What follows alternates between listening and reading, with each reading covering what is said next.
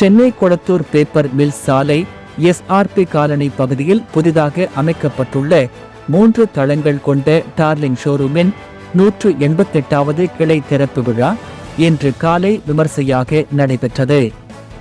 இந்த புதிய ஷோரூமை தமிழ்நாடு அனைத்து வணிகர்கள் சங்க பேரமைப்பு தலைவர் கொளத்தூர் ரவி ரிப்பன் வெட்டி திறந்து வைத்து குத்துவிளக்கு ஏற்றி முதல் விற்பனையை தொடங்கி வைத்தார். மேலும் ஷோரூமில் பணியாற்றும் ஊழியர்களுக்கும் திறப்பு விழாவில் கலந்து கொண்ட பொதுமக்களுக்கும் இனிப்புகள் வழங்கி தனது வாழ்த்துக்களை தெரிவித்தார். இந்நிகழ்ச்சியில் உள்ளூர் வணிகர்கள், பொதுமக்கள் மற்றும் பல்வேறு அமைப்புகளின் நிர்வாகிகள் உள்ளிட்டோர் திரளாக கலந்து கொண்டு புதிய ஷோரூம் திறப்பை சிறப்பித்தனர். புதியதாக திறக்கப்பட்டுள்ள டார்லிங் ஷோரூமில் பர்னிச்சர், டிவி, மொபைல் போன்கள், வீட்டு உபயோகப் பொருட்கள் உள்ளிட்ட பல்வேறு எலக்ட்ரானிக் சாதனங்கள் விற்பனை செய்யப்பட உள்ளதாகவும், திறப்பு விழாவை முன்னிட்டு பல்வேறு பொருட்களுக்கு சிறப்பு சலுகைகள் வழங்கப்படுகின்றன என்றும் நிர்வாகம் சார்பில் தெரிவிக்கப்பட்டது. இந்நிகழ்ச்சியில் கடை உரிமையாளர்கள் M. Rajamani, V. Gauthaman, R. Vijay Chandar மற்றும் M. Kulasekar Ismail, Navarajamurugan, V. Murali, V. Naveen உட்பட பலர் கலந்து கொண்டனர்.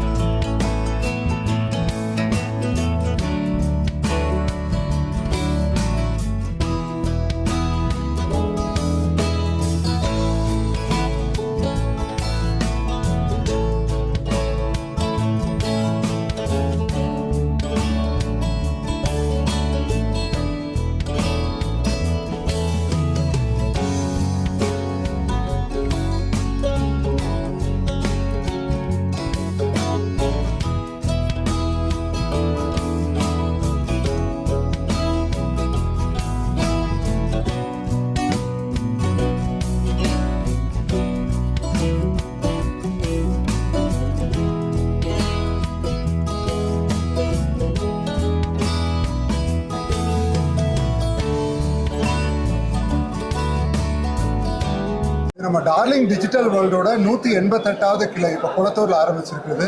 38 வருஷத்துக்கு முன்னாடி ஆரம்பித்தோம். நாங்கள் ரெஸ்டாரண்ட், ஹோட்டல்ஸ் அப்படின்றது, அதுக்கப்புறம் எலக்ட்ரானிக்ஸ் அப்படின்னு ஆரம்பித்து வந்தது. அப்புறம் ஃபர்னிச்சர், மொபைல்ஸ், இப்போ லேட்டஸ்ட்டாக சோலார், வீட்டுக்கு தேவையான ரூஃப்டாப் சோலார் உற்பத்தி, அதுக்கான திட்டத்தையும் கொண்டு வந்திருக்கோம். இப்போது தலைவர் சொல்லிட்டு இருந்த மாதிரி இப்போ ஃபர்னிச்சர் அப்படின்னு எடுத்துட்டிங்கன்னா ஆல்மோஸ்ட் 95% இந்தியாவில் மேனுஃபேக்சர் ஆகிற ஃபர்னிச்சர்ஸ் பண்ணிருக்கோம். அது மட்டும் இல்லை, இப்போ மொபைல்ஸாக இருக்கட்டும், எலக்ட்ரானிக்ஸாக இருக்கட்டும், இந்தியாவில் உற்பத்தியை பெரிய லெவலில் கொண்டு வந்துட்டாங்க.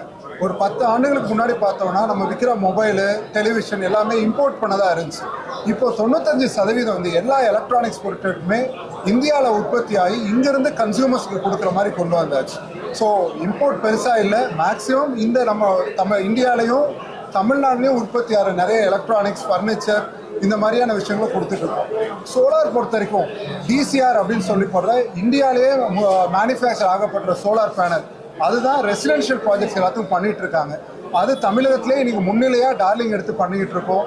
கவர்மெண்ட் கொடுக்குற சப்சிடரி, அது மட்டும் இல்லாமல் பேங்க், EMI எல்லா வசதியும் பண்ணி கொடுத்து இந்த சோலாரையும் ப்ராபகேட் பண்ணுறோம். ஏன்னா பெட்ரோல் விலை, LPG, இந்த ஷார்ட்டேஜஸ் எல்லாமே தெரியும். இன்றைக்கி இந்தியாவே ஒரு கிரைசிஸில் இருக்குது, எனர்ஜி கிரைசிஸ் அப்படின்றதுல. இதில் நம்ம ஒரு வீடும் நிறுவனமும் நம்மளே சோலார் உற்பத்தி பண்ணி நம்ம தேவைகளை பூர்த்தி செய்ய முடிஞ்சிச்சுன்னா நம்ம நாட்டுக்கு ஒரு பெரிய கடமையை ஆற்றுற மாதிரி இருக்கும். அந்த விதத்தில் சோலார் ப்ராஜெக்ட்ஸ் ரொம்ப ஒரு முக்கியமான விஷயம் அப்படின்றத முன்னிறுத்தி பண்ணிக்கிட்டு இருக்கோம் டார்லிங்கில். அது மட்டும் இல்லை, எல்லா பொருட்களும் EMIயில் வர மாதிரி வசதியும் செஞ்சு கொடுத்துருக்கோம்.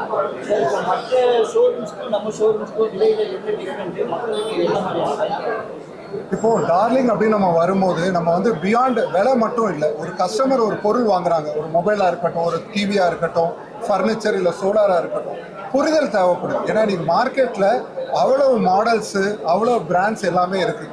ஸோ ஒரு கன்ஃபியூஷன் இல்லாமல் ஒரு கன்சல்டண்ட்டாக இருந்து விலையை மட்டுமே ஒரு கோரிக்கையாக வைக்காமல் கஸ்டமருக்கு என்ன தேவை, செலவு பண்ண முடியுன்றதுக்காக அவங்க தேவையை மீறிய ஒரு பொருளை கொடுக்கணுன்றது ஐடியா இல்லை. தேவையை புரிஞ்சுட்டு அதுக்கான பொருளை கொடுக்குற ஒரு கன்சல்டண்ட்டாக தான் எங்கள் சேல்ஸ்மேன் எல்லாமே இருக்கணும் அப்படின்னு ட்ரைனிங் கொடுக்குறோம், விரும்புகிறோம். அது மட்டும் விலையை பொறுத்த வரைக்கும் இன்றைக்கி ஆன்லைன் எல்லாத்த விட பெட்டர் ப்ரைஸிங் டார்லிங்கில் இருக்குன்ற அஷூரன்ஸோடு வரலாம். அப்படி வித்தியாசம் இருந்தால் வித்தியாச தொகையில் டபுள் கூட திருப்பி ரீஃபண்ட் பண்ண ரெடி அப்படின்னு சேலஞ்சே பண்ணுறோம். அது மட்டும் இல்லாமல் இன்றைக்கி கிரெடிட் ஸ்கோர் எல்லாருக்குமே வந்தாச்சு. UPI மற்ற டிஜிட்டல் பேமெண்ட்ஸ்லாம் வந்தப்பறம் ஸோ எல்லாருக்குமே ஆக்சஸ் டு இஎம்ஐ வந்து ரொம்ப ஈஸியாயாச்சு. அது எல்லா பேங்க்கு கிரெடிட் கார்ட்ஸோட ஒர்க் பண்ணி ரொம்ப ஒரு ஈஸியான வகையில் கஸ்டமர் அந்த இஎம்ஐ அவைல் பண்ணலாம் அப்படின்றத வந்து டார்லிங்கில் பண்ணி தருவோம்.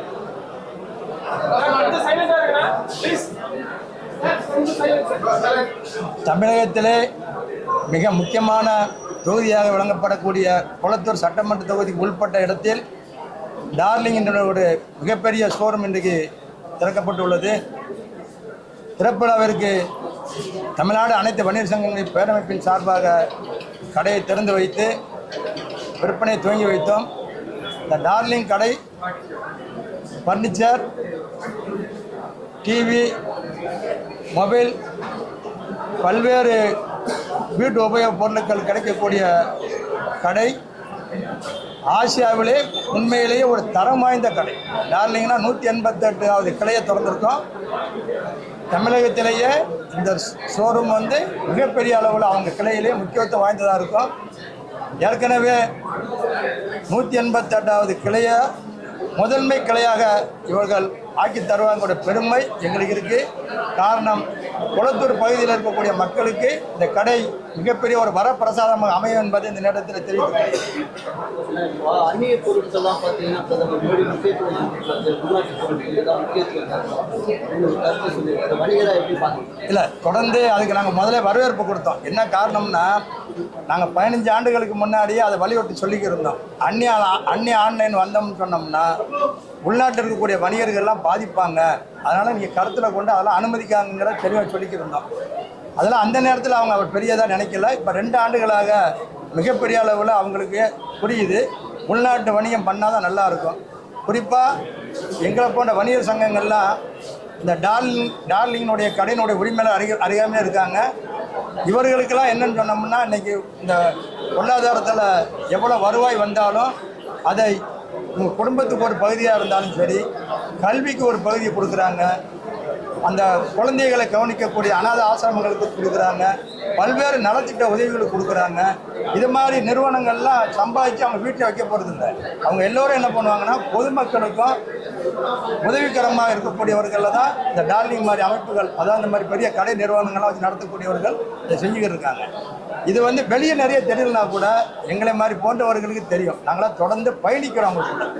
அதனால் அந்நிய ஆன்லைன்லேருந்து வரக்கூடியவர்கள், குறிப்பாக கோக், பெப்சி இந்த மாதிரி இருக்கக்கூடியவங்கள்லாம் அந்த பொருளாதாரத்திலோட வருமானத்தை வெளிநாட்டுக்கு தான் எடுத்துகிட்டு போவாங்க. அதனால தான் நாங்களாம் தொடர்ந்து என்ன சொல்லிக்கிட்டு இருக்கோம், உள்நாட்டு வணிகத்தில் இருக்கக்கூடியவர்களையே வணிகம் பண்ண சொல்லுங்கள், அதான் நல்லா இருக்கும், சிறப்பாக இருக்குங்கிறத சொல்லிக்கிட்டு இருக்கோம். இப்போ அந்நிய ஆன்லைனில் வந்தவங்க கூட 2 ஆண்டுகளாக மிகப்பெரிய அளவில் இறக்கமாக இருக்காங்க. அதனால தான் இது போன்ற கடை நிறுவனங்கள் நல்லா இருக்குது. அது மட்டும் இல்லாமல் ஆன்லைனில் வாங்குறதுக்கும் நம்ம கடைங்களுக்கு என்ன வித்தியாசம் சொன்னோம்னா, நேரடியாக வந்து பொருளை வாங்குவோம், ஓனர் இருப்பாங்க, நல்லது கெட்டது தெரியும், உங்கள் அப்ரோச் நல்லா இருக்கும், தரமான பொருள் இருக்கும், பார்த்து வாங்கக்கூடிய அளவுக்கு இருக்கும். இது மாதிரி நிறுவனங்கள்லாம் இன்னும் பல்வேறு நிறுவனங்களை தமிழ்நாடு முழுக்க அமைச்சு நம்ம பொதுமக்களுக்கும் வணிகர்களுக்கும் மிகப்பெரிய அளவில் உதவிகரமாக இருக்கணும்னு கேட்டுக்கொண்டு, தமிழ்நாடு முழுக்க கிளைகளை அமைப்பதற்கு எங்களுடைய தமிழ்நாடு அனைத்து வணிகங்களுடைய பேரமைப்பு என்றென்றும் உறுதுணையாக இருக்குங்கிறத தெரிவித்துள்ளோம். பெரிய வணிக நிறுவனங்கள் பார்த்தீங்கன்னா வங்கிகள் காணாமல் வந்து அவங்களுக்கு கடன் வசதி. ஆனால் சிறிய வணிக நிறுவனங்களை வங்கிகள் பெரும்பாலும் கண்டுக்கிறதுல ஒரு சங்கத் தலைவராக எப்படி பார்க்குறீங்க? இல்லை, அந்த நிலை மாறணுங்கிறதா சொல்லிக்கிறோம். தொடர்ந்து பார்த்தீங்கன்னாச்சுன்னா, பாரத பிரதமர் வந்தாங்க, வந்த உடனே சென்ற 5 ஆண்டுகளுக்கு முன்னாடி முத்ராங்கிற ஒரு வங்கி மூலியமாக, அதாவது நேஷனல் ஹைவேஸ் வங்கி மூலியமாக முத்ராங்கிற வங்கியை இணைச்சி உங்களுக்கெல்லாம் கல்வியில் லோன் தருவோம், கல்வி படிப்பதற்கு லோன் தருவோம், தொழில் பண்ணுறதுக்கு லோன் தருவோம் அப்படிங்கிறத ஒரு வாக்குறுதியை கொடுத்துருந்தாங்க. அதெல்லாம் சென்ற 5 ஆண்டுகளில் நிறைய பேருக்கு அதெல்லாம் பயன்படாமல் அரசியல் கட்சி சார்ந்தவர்களுக்கு மட்டும்தான் பயன்பட்டுச்சு. வணிகர்களுக்கு பெரும்பளவில் பயன்படலை, சிறிதளவில் பயன்பட்டுச்சு. காரணம் என்னம்னா, ஏதேனும் ஒரு கடைக்காரங்க போய் கேட்டானா இந்த வங்கி மேலாளர் என்ன பண்ணுவாங்கன்னா ஒரு 50,000 1 லட்சம் மட்டும் வங்கி மூலியமாக கடன் கொடுப்பாங்க. அரசியல் கட்சி தலைவர்கள் ஏதேனும் தொழில் பண்ணுறாங்கன்னு ஒரு தரமில்லாத ஒரு சான்றிதழை கொடுத்து மிகப்பெரிய அளவில் வங்கி மூலியமாக கடனை பெற்று அது வங்கி திவால் ஆகிறதுக்கு காரணமே அரசியல் கட்சி சார்ந்தவங்களாக தான் இருப்போம், வணிகர்கள் இருக்க மாட்டாங்க. வணிகர்களுக்கு எப்படி இந்த தமிழக அரசாங்கம் சரி, மத்திய அரசும் சரி, ஒரு இராணுவத்துக்கு எப்படி முக்கியத்துவம் கொடுத்து நம்ம நிற்கிறோமோ, அதே மாதிரி இந்த வணிகர்களுக்கு முக்கியத்துவம் கொடுத்து அரசு முன் வந்து நின்றுச்சுன்னா தமிழ்நாடு இல்லை, இந்தியா இல்லை, எல்லாத்தையும் காப்பாற்றக்கூடிய அளவுக்கு இந்த வணிகர்களுக்கு இருக்கும். காரணம் என்னென்னா, வணிகர்கள் சம்பாதிக்கக்கூடிய பணத்தை ஒரு பங்கு கல்விக்கு, ஒரு பங்கு பொதுமக்களுக்கு மிகப்பெரிய அளவு உதவி பண்ணிக்கிருக்காங்கிறத எல்லோருக்கும் தெரிஞ்ச விஷயம்தான். இந்த அரசு இன்னைக்கு நடத்தக்கூடிய அரசு, இன்னைக்கு தமிழகத்தில் புதிதாக பொறுப்பேற்றிருக்கக்கூடிய அரசாக இருக்கட்டும், எந்த அரசாக இருக்கட்டும், அவங்களை தள்ளி செல்லக்கூடிய பொறுப்பு எங்கிட்ட இருக்குது. ஒரு 100 ரூபா வரி வருதுன்னு சொன்னோன்னா 75 ரூபா வரியை கட்டுறோம், 75% வரியை வணிகர்கள் கட்டுறோம். அதனால தான் இந்த அரசு நல்லபடியாக போகுது. குறிப்பாக எல்லா இடத்துலையும் சொல்கிறது தான், வணிகர்களும் விவசாயிகளும் 2 கண்ணு தான், வணிகம் விவசாயம். அதனால விவசாயத்துக்கும் முக்கியத்துவம் கொடுக்கணுங்கிற நேரம் தெரிவித்துக்கிறேன். இப்போ ஏற்கனவே கேஸ் விலையை உயர்த்திட்டாங்க, பெட்ரோல் டீசல் விலையை உயர்த்திட்டு அத்தியாவசிய பொருட்களோட விலை உயர அபாயம் உள்ளது. வணிகரை எப்படி பார்க்குறீங்க? இல்லை, தொடர்ந்து நம்ம இதை ஏற்கனவே போன பேட்டியில் கூட சொல்லியிருந்தோம். வணிக உபயோகத்துக்கு கூடிய சிலிண்டர் மிகப்பெரிய உச்சத்துக்கு போயிடுச்சு. வீட்டு உபயோக சிலிண்டரும் விலை ஏறி இருக்குது. அது இல்லாமல் குறிப்பாக நேற்று பெட்ரோல் டீசல் மிகப்பெரிய அளவு விலை ஏற்றமாக இருக்குது. நாங்கள் என்ன சொல்ல வரோம்னா, போர் நடக்கு உண்மையான விஷயம்தான். மத்திய அரசுக்கு ஒரு கவன ஈர்ப்பாக என்ன பண்ணணும்னு சொன்னோம்னா, வணிக பயன்பாட்டில் இருக்கக்கூடிய சிலிண்டரை உடனடியாக குறைத்து எல்லோருக்கும் சுலபமாக கிடைக்கக்கூடிய அளவுக்கு பண்ணணும். காரணம் என்னென்னா, நீ நல்லா பார்ப்பீங்க, எல்லா அரசியல் கட்சி தலைமைக்கும் தெரியும், அதிகாரிகளுக்கும் தெரியும், சிலிண்டரு ஒரு வணிக பயன்பாட்டில் உள்ள சிலிண்டர் வந்து ஒரு 3000 ரூபா, சுமாராக ஒரு 3000 ரூபா இருக்குன்னு சொன்னோம்னா பிளாக்கில் 7000 ரூபா விற்கிது. அந்த இடை சந்தையில், கள்ள சந்தையில் விற்கக்கூடாது. 3000 ரூபாய் இருந்துன்னு சொன்னால் கூட இந்த சிறு வணிகர்களில் உணவு தயாரிக்கக்கூடிய ஹோட்டல் உரிமையாளர்கள்லாம் பெரிய அளவில் பாதிச்சிருக்கிறாங்க.